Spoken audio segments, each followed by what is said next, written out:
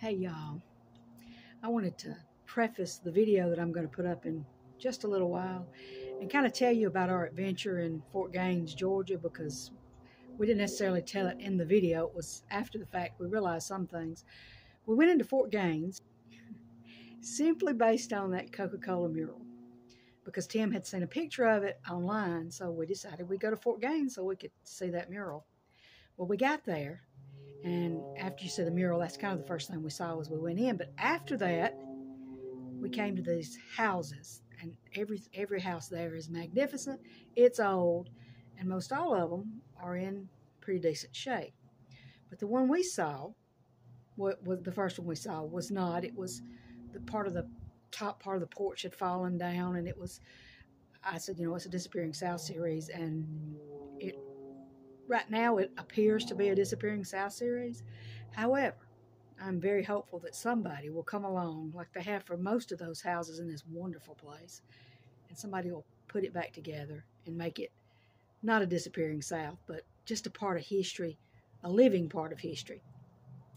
So we were walking around, and I noticed from the very first house, the Sutlive house, which is the one I'm about to put up, and they each had numbers on them. And I said, oh, there's a guidebook. I need a guidebook. I wonder where I get a guidebook.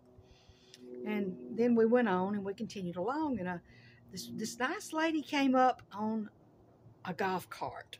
And she said, would you like a guidebook? To which I immediately replied, oh, yes. Yeah, I would. I really would.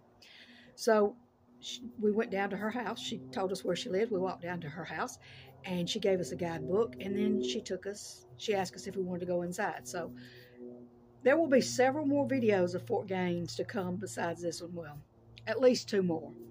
But that's one of them. I hope we can do justice to this magnificent house. There have been 3 owners to this house, and it was built in the 1800s. So it was wonderful to be invited inside. Y'all, it's cold out here, but I got a piping hot caffeinated beverage, and it's keeping me warm. Anyway, so somebody commented that you could lose track of time in a place like Fort Gaines, and that's part of the story. We did indeed lose track of time, literally. What happened is we're right there on the Chattahoochee River, and we walked close to the Chattahoochee River, and somehow our clocks on our phones went from Eastern Time, which we live on, to Central Time. We lost an hour, and we didn't figure it out until we was on the way home.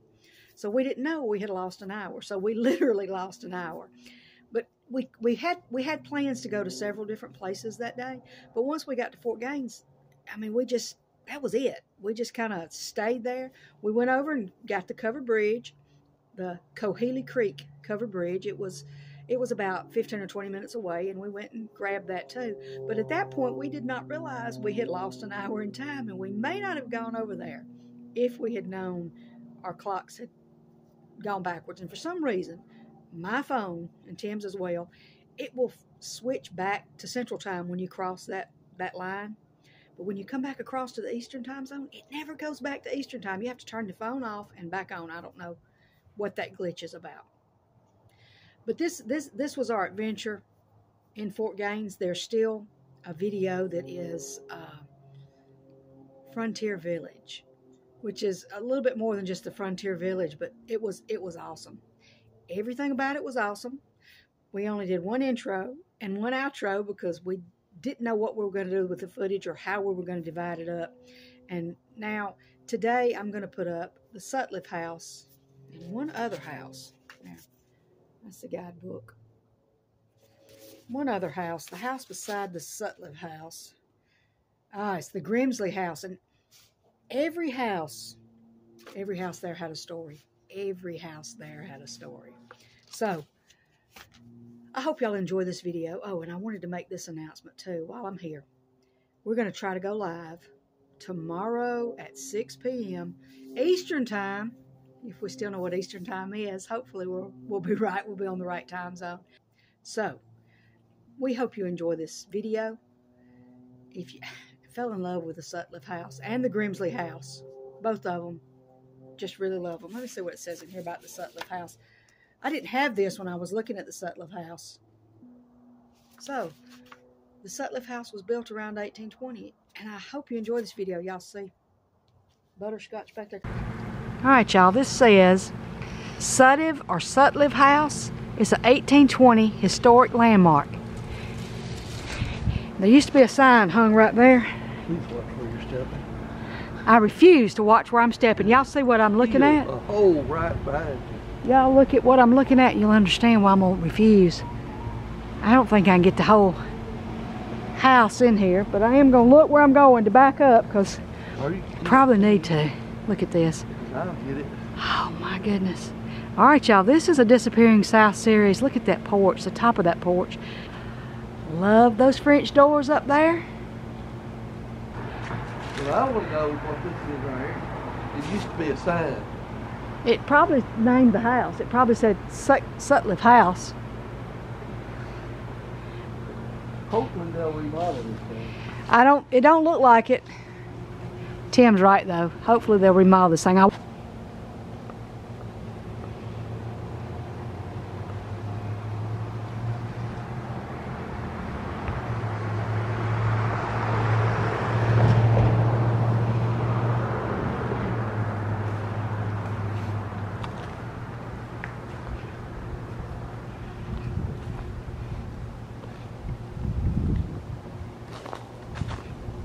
See the chimney? Look how far back that thing goes. There's a chimney on the other side too. In fact, I see two chimneys here. I don't know if they're on the screen or not, but I see two chimneys. I didn't get this side of this house. This house is the Sutlive House, and it was General John Sutlive lived here around 1820.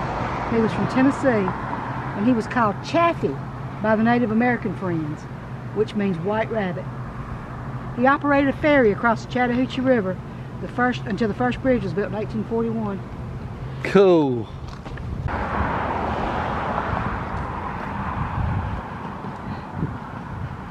You think somebody lives here? I don't. I just don't know. I love that porch, y'all. I love a front porch like that yeah, wait a second.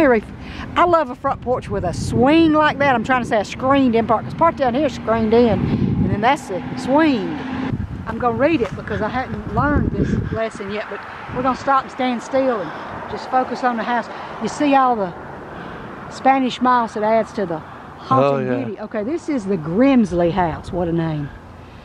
Local legend tells that long ago, two young men were courting the same young lady, and of course, one of them had to lose. The loser made an unusual vow. Instead of finding a new bride, he vowed he would wait to marry the couple's first daughter.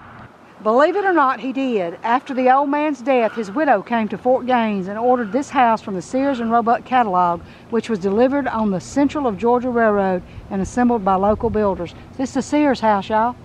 Sears and Roebuck house. I'm sure I've seen this. I probably lived in a Sears and Roebuck house for that matter, just didn't know it.